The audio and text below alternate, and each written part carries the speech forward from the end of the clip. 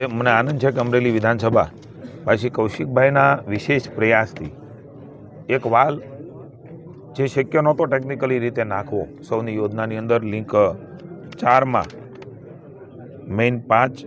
Pipeline near village Mon પર એ સૌની યોજનાની લિંક 4ની અંદર આ વાલ એ માત્ર વાલ નથી. સૌની યોજનાનું એ આજુબાજુના 8-10 ગામોની અંદર એ પ્રાણ આપતો વાલ છે,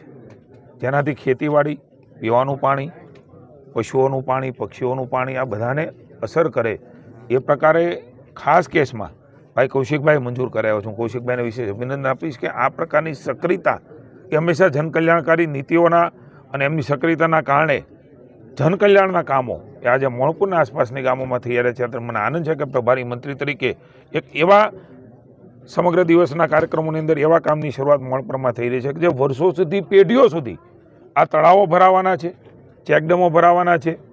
ખેતરની અંદર એના તળ ઊંચા આવવાના છે. આ પ્રકારના વિશેષ કહી શકાય એવો આજનો આ કાર્યક્રમ આવનારી પેઢી ક્યારેય ન ભૂલે એવું ભારતીય જનતા પાર્ટીના ભૂપેન્દ્રભાઈ અને હર્ષભાઈના નેતૃત્વમાં ચાલતી સરકારને ખાસ કરીને મોદી સાહેબનો વિશેષ આભાર માનું છું કે સૌની યોજનાનો વિચાર જેમણે કર્યો, માત્ર વિચાર નહીં ધરતી ઉપર જેણે ઉતાર્યો. વિરોધીઓ જે તે વખતે એવું કહેતા હતા કે આ ભૂંગળા તો નાખે છે પણ ભૂંગળામાં હવા આવશે. મારે એમને કહેવું છે કે ખેડૂતોના જીવન બદલાવવાનું કામ એ સૌની યોજનાની અંદર એ ઠેબી ડેમ હોય કે અન્ય અમરેલી જિલ્લાનો